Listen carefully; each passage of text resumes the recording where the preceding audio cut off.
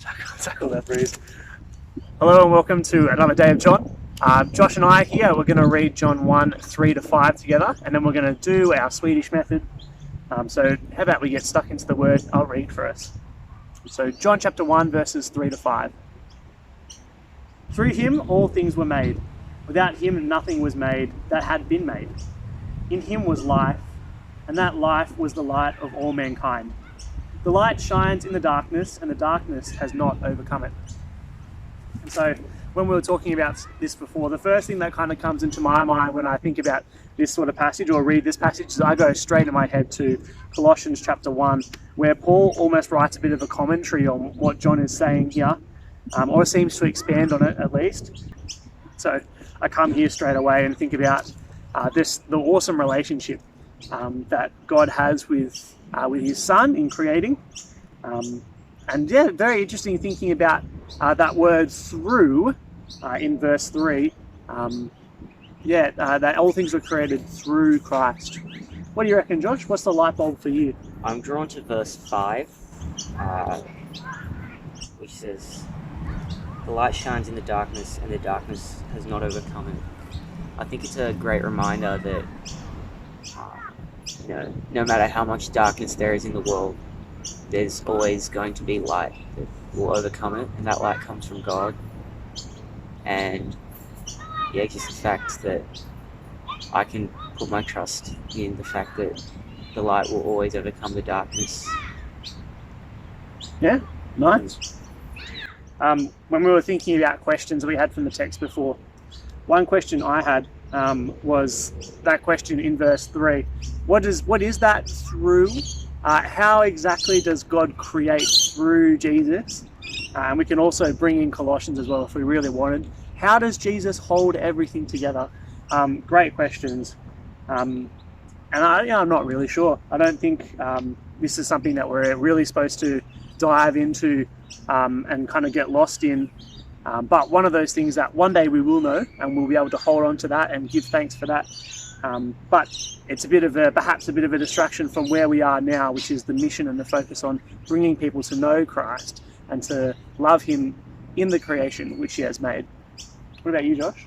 My question comes from verse 3, and it's about, so in the word, through the word, all things were made. So I guess my question is to do with the Trinity and what the roles of the members of the three persons of the Trinity was in creation. Was it all three working in the same way? Was it, I guess, similar to Evan's question? What does the word "through" actually mean here? Yeah, big questions, huh? From the start of John. And our application, for me, my arrow comes from verse 5, and that is that light shines into darkness. And so what that means is we have contrast. And as Christians, if we're not contrasting the background that we're shining into, then we're not doing a very good job. And so for me, my application for me going into this day and every day is how am I living? Am I contrasting against the background which I live? What are the things that I am going to go out of my way to do to contrast with the people around me? And specifically this week and the weeks the weeks that have gone and the weeks coming forward, I'm focusing on my speech at football because I play in a football team where a lot of guys, they not only use foul language, but they also, the way that they speak, kind of, with the sarcastic sort of things, jokes and stuff like that, and then speaking back against the referee and the opposition, that sort of stuff. So my focus has been taking pure speech into my football. And I'm excited because people have been noticing that. And as a team, collectively, we've decided to change the way that we address each other and address other players on the pitch. So I'm very thankful and excited that what I've been doing and a couple of other guys as well has made a big impact. How about you, Josh? My application is focused on verse 4.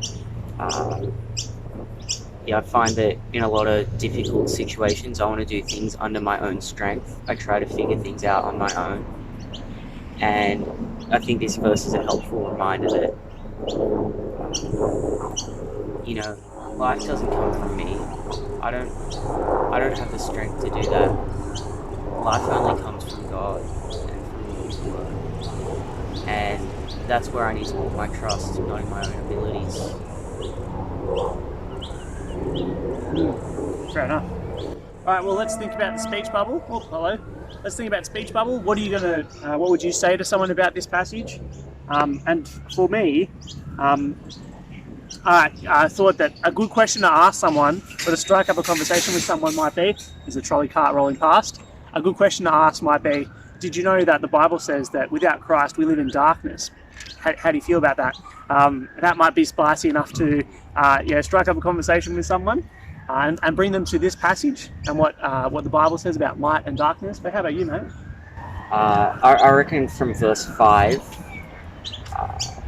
it's a really common trope in media and fiction, particularly fantasy and science fiction, where light always overcomes darkness. And we see this here in John, that light truly does overcome darkness, but do people actually believe that's what really happens? Or do people think that that's reserved only for the movies and for the books? Yeah, fair enough. Very cool. All right, well, thanks for joining us today in John. We're gonna stop the video, but we're gonna pray as well. We encourage you to pray as well when you're reading with your people after. Let us know what you thought from the passage in the comments below, and don't forget to use the links which Trent is sending about telling people about your conversations and your and the opportunities you've had to share the Bible and share Christ with people. Grace and peace to you.